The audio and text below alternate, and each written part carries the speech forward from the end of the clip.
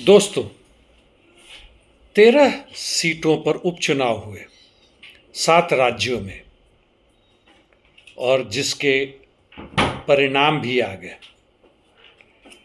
13 में से एक निर्दलीय जीता, 10 INDI के कैंडिडेट जीते, जबकि भाजपा के मात्र 2 जीते। इस पे व्हाट्सएप, फेसबुक, ट्विटर और सोशल मीडिया पर काफ़ी ज़बरदस्त बहस है और इंडिया खेमे में बड़ी खुशियां मनाई जा रही है। जनता भी जिनके उम्मीदवार जीते हैं तालियां बजा रही है और बाकी कार्यक्रम चल रहे हैं। खासकर उनका कहना है कि बद्रीनाथ में भी भाजपा हारी, जहां हिंदुओं के वोट 95% अधिक है। यानी यह चीज दिखता है कि चुनाव मुख्य रूप से जनता के मुख्य आवश्यकताओं पर निर्भर करती है कि उनकी पूर्ति हो रही कि नहीं हो रही। हालांकि पूरे लोकसभा के चुनाव की तुलना में देखें तो यह एक बहुत छोटी सी संख्या है और बहुत खुश होने की जरूरत नहीं है। फिर भी इस पे हल्का सा बात मैं कहना जरूर चाहूँगा।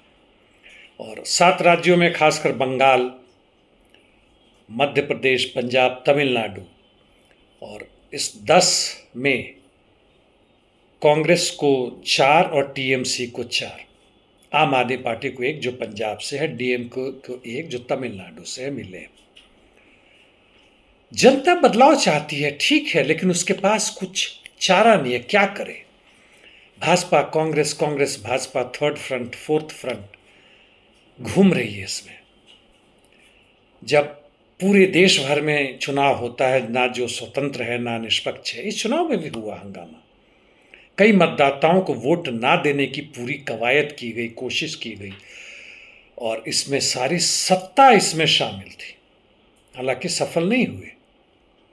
पिछले चुनाव में, यानी लोकसभा की बात कर रहा हूं, पूरा प्रशासन जहां जहां भी संभव लगा हुआ था कि भाजपा को जिताए या उसके सहयोगियों को जिताए। जो पैसे का धांधली था भाजपा के पास जितना भयानक रूप से था दूसरे सब दलों के तुलना में, वह कई गुना ज्यादा थे। जो दिखने में सामने थे, जो ना सामने थे, वह तो अलग है। इलेक्टरल बॉन्ड सुप्रीम कोर्ट के कहने से उसको रोका गया, फिर भी उस पर कोई कार्रवाई नहीं हुई, यानी मजाक है। ना पैसे के आधार पर, यानी आर्थिक आधार पर, ना राजनीतिक आधार पर, ना प्रशासन, पुलिस और यहां तक कि न्यायालय तक की भी हम सबके ले ले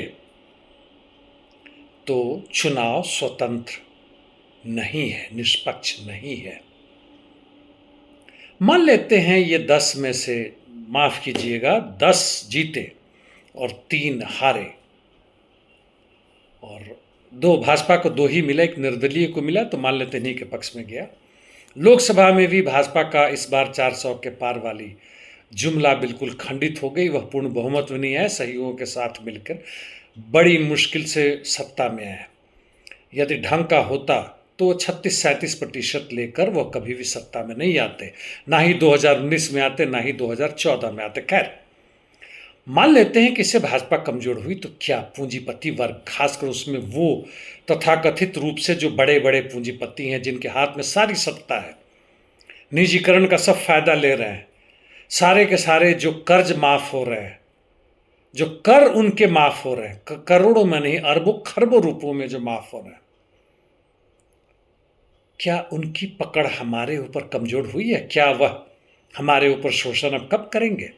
यदि हम विरोध करेंगे तो क्या हमारे ऊपर सरकारी प्रताड़ना, तथाकथित रूप से वह सत्ता सरकार जो निष्पक्ष है, न्यूट्रल है, क्या वह कमजोर होगा? बिल्कुल नहीं। और भाजपा ही हार जाए तो क्या अंतर पड़ता है? क्या कांग्रेस, जो भाजपा के राज्य में जितने कुकर्म हुए हैं जनता के खिलाफ, वह वापस कर दिए जाएंगे?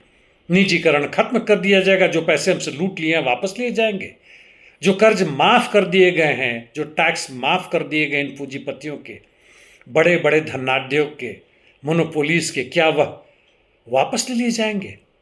क्या जिस तरीके से मोनोपोली प्राइसिंग की गई पेट्रोल के, डीजल के, टमाटर के, धनिया के, मिर्च के, वगैरह वगैरह, हर जगह और जिस ढंग से उन्होंने लूटा है बैंकिंग के माध्यम से, इंश्योरेंस कंपनी के माध्यम से, जिस तरह से बेरोजगार करके हमें गरीब कर दिया है, भिखमंगा तक बना दिया है, क्या उससे वापस हो जाएंगे? जी नहीं।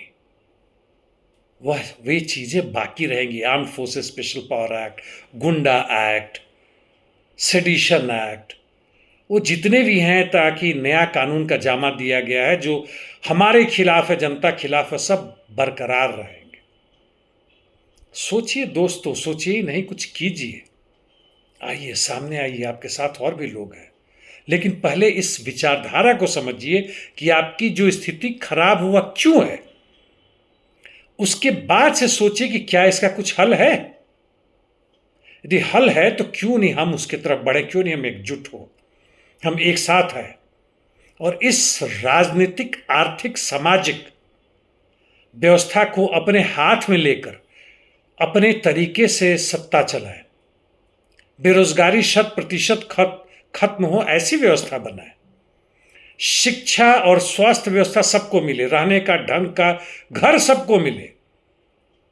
हम धर्म और जाति के नाम पर बटे ना रहे, भाषा और राज्य के नाम पर, क्षेत्र के नाम पर ना बटे रहे, व्यक्तिवाद से मुक्त होकर समाजवाद के झंडा ऊंचा करें। धन्यवाद दोस्तों।